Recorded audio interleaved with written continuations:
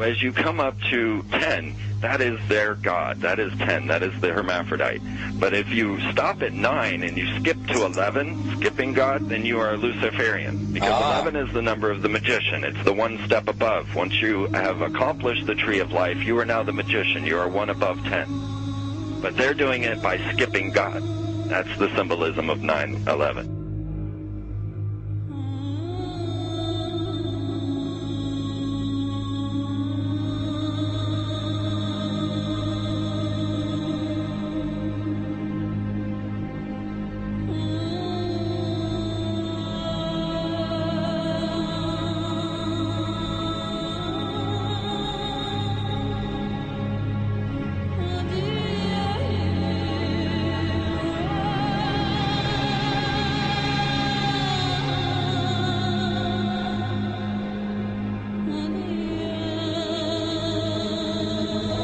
It is a big idea, a new world order.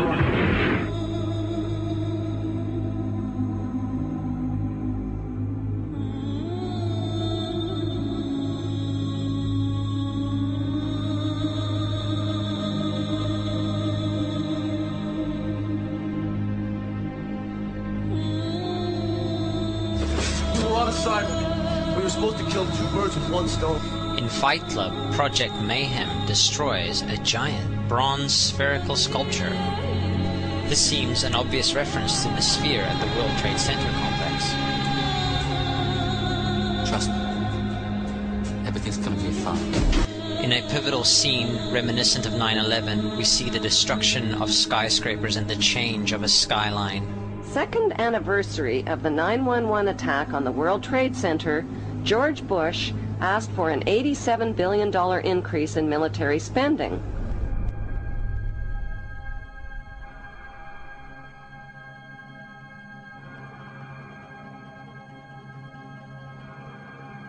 In 1904, Crowley would receive the Book of the Law soon after meditating in the King's Chamber of the Great Pyramid.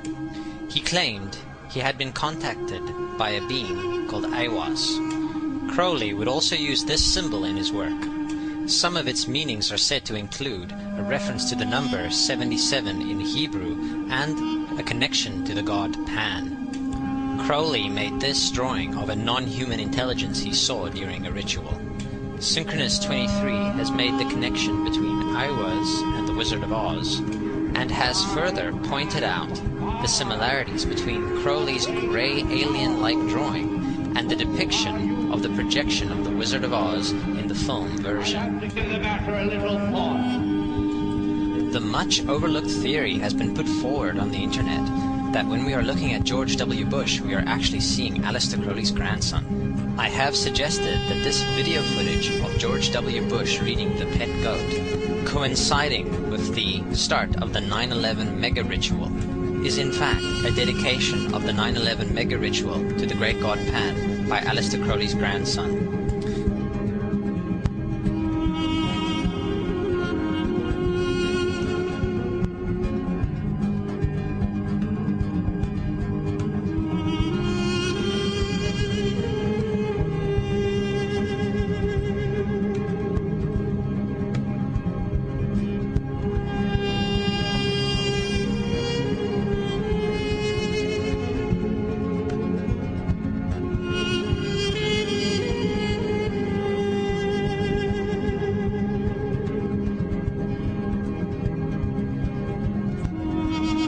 Things get a little weird. This is the 1978 version of The Wizard of Oz, The Wiz. Again we see the Emerald City connected to New York. On arriving at the end of the Yellow Brick Road, Dorothy and her companions go through the circular portal. Through the door we see 3 pyramids. Behind the pyramid shape, in between the pyramid pillars of the World Trade Center, we see the sphere, the representation of the Kaaba.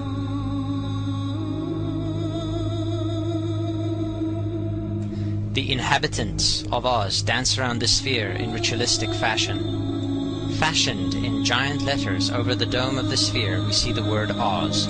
Oz, symbols of Pan and Aiwass, seen smack at the heart where the new Aeon was ushered in, and where the Stargate was opened.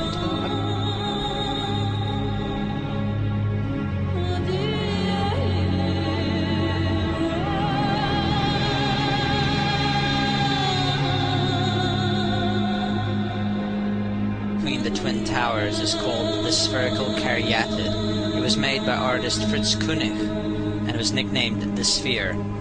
We see that Koenig made this thing in Bavaria, the same place where the Illuminati was founded. The most interesting fact about the placement of the Sphere at the World Trade Center Plaza has to be that architect and designer of the World Trade Center, Minoru Yamasaki, intended the plaza itself to be a representation of the Grand Mosque of Mecca, the Sphere in particular taking the place of the Kaaba.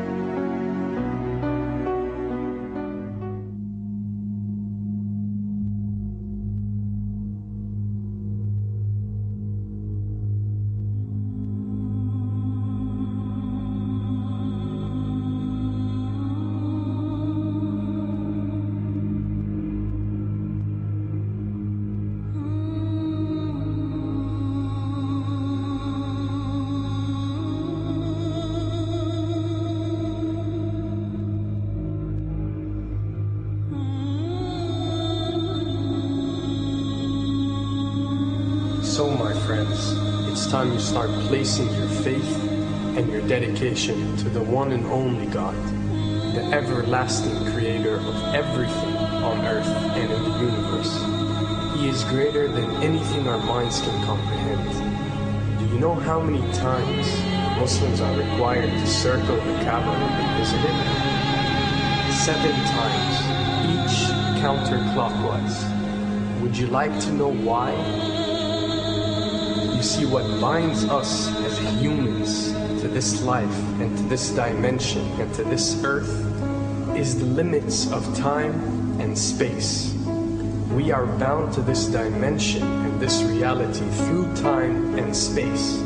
Hence, if one wants to leave this dimension or leave this reality, he needs to break away from time and space.